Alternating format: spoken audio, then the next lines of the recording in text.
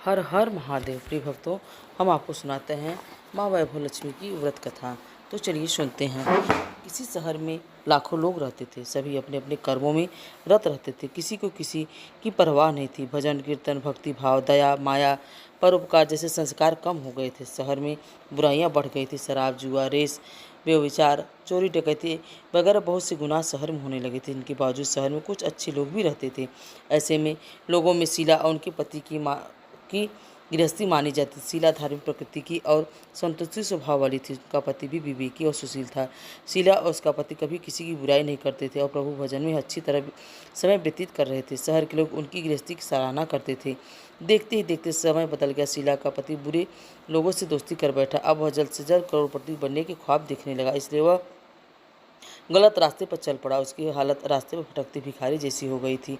दोस्तों के साथ उसे भी शराब की आदत हो गई थी। इस प्रकार उसने अपना सब कुछ गंवा दिया था और शीला के पति के बर्ताव से बहुत दुख हुआ, किंतु वह भगवान पर भरोसा कर सब कुछ सहने लगी। वह अपना अधिकांश समय प्रभु की भक्ति में बिताने लगी। अचानक एक दिन दोपहर को उसके द्वार पर किसी ने दस्तक दी। शीला ने द्वार खोला तो देखा कि एक माझी खड़ी थी। उनके चेहरे पर अलौकिक तेज निखर रहा था। उनकी आंखों में से मानो अमृत बह रहा हो।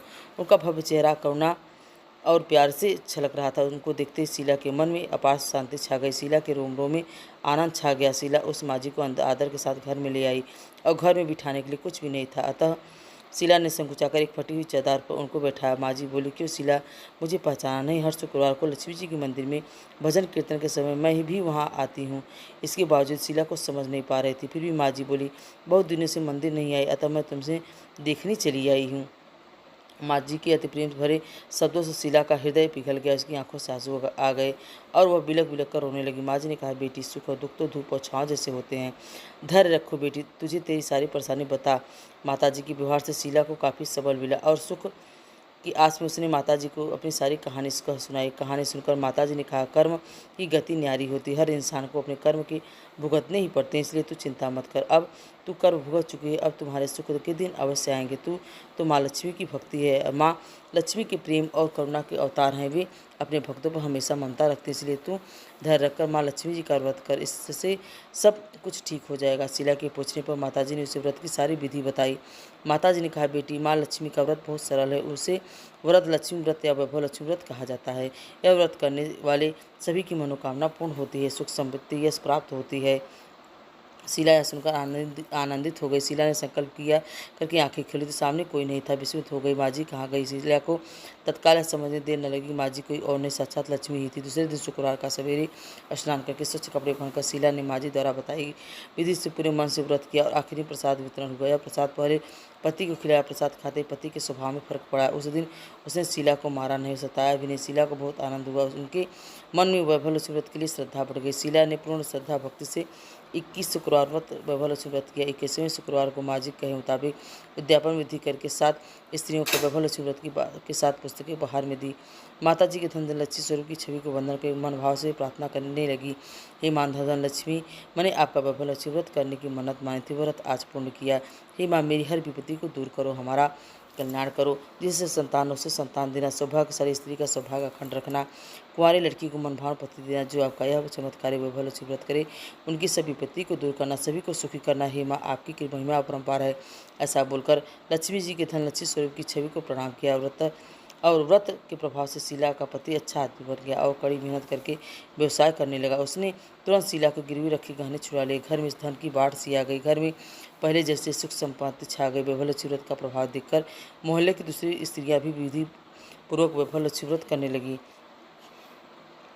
वैभव लक्ष्मी व्रत का व्रत 7 या 11, 21 जितने भी शुक्रवार की मन्नत मांगी उतने ही शुक्रवार तक यह व्रत पूरी श्रद्धा भावना के साथ करना चाहिए। आखिरी शुक्रवार को इसका शास्त्रीय विधि के अनुसार उद्यापन करना चाहिए। आखिरी शुक्रवार को प्रसाद के लिए खीर बनानी चाहिए। जिस प्रकार हर शुक्रवार को हम पूजन करते हैं वैसे ही करना चाहिए। पूजन के बाद माँ के सामने एक श्रीफल फोड़ी, फिर कम से कम 7 कुंवारी कन्याओं का, सौभाग्यशाली स्त्रियों का कुमकुम का तिलक लगाकर माँ वैभव लक्ष्मी व्रत की कथा पुस्तक एक एक के प्रति उपहार देनी चाहिए और सबको खीर का प्रसाद देना चाहिए। इसके बाद माँ लक्ष्मी जी को श्रद्धा सहित प्रणाम करना चाहिए। फिर माता जी के धन लक्ष्मी स्वरूप की छवि को से मन से प्रार्थना करी, हे माँ धनलक्ष्मी, मैंने आपकी वैभवलक्ष्मी व्रत करने की मन्नत मानी थी, वह आज पूर्ण किया। हे माँ, हमारी जो भी मनोकामना उसे पूर्ण करे, मनोकामना पूर्ण करे, हमारे हर विपत्ति को दूर करो, हमारा सबका कल्याण करो, जिसे संतान हो उसे संतान देना, सौभाग्यशाली स्त्री का सौभाग्य अखंड करना, कुंवारी लड़कियों को मनभार पति देना, जो आपका यह चमत्कारी वैभवलक्ष्मी व्रत करे उनकी सब विपत्ति दूर करना, सभी को सुखी करना। हे माँ, आपकी महिमा अपरंपार, आपकी जय हो। ऐसा बोलकर लक्ष्मी जी के धनलक्ष्मी स्वरूप की छवि को प्रणाम करना चाहिए। तो अब सुनते हैं माँ वैभवलक्ष्मी की आरती। ओम जय लक्ष्मी माता हो मैया, जय लक्ष्मी माता, तुमको निस दिन सेवत मैया जी को हरि विष्णु विधाता। ओम जय लक्ष्मी माता, तुम ही जग माता, सूर्य चंद्रमा धावत, सूर्य चंद्रमा धावर, नारद ऋषि गाथा। ओम जय लक्ष्मी माता, दुर्गा रूप निरंजन, सुख संपत्ति दाता हो मैया, सुख संपत्ति दाता, तुमको जो कोई धावत, रिद्धि सिद्धि धन पाता। ओम जय लक्ष्मी माता, तुम ही पाताल निवासिनी, तुम ही शुभदाता हो मैया, तुम ही शुभदाता, कर्म प्रभाव प्रकाशिनी, भवनिधि की दाता। ओम जय लक्ष्मी माता, जिस घर तुम रहती, सब सद्गुण आता हो मैया, सब सद्गुण आता, सब संभव हो जाता, मन नहीं घबराता। ओम जय लक्ष्मी माता, तुम बिन यज्ञ न होवे, वस्त्र न कोई पाता हो मैया, वस्त्र न कोई पाता, खान पान का वैभव तो सब तुमसे आता।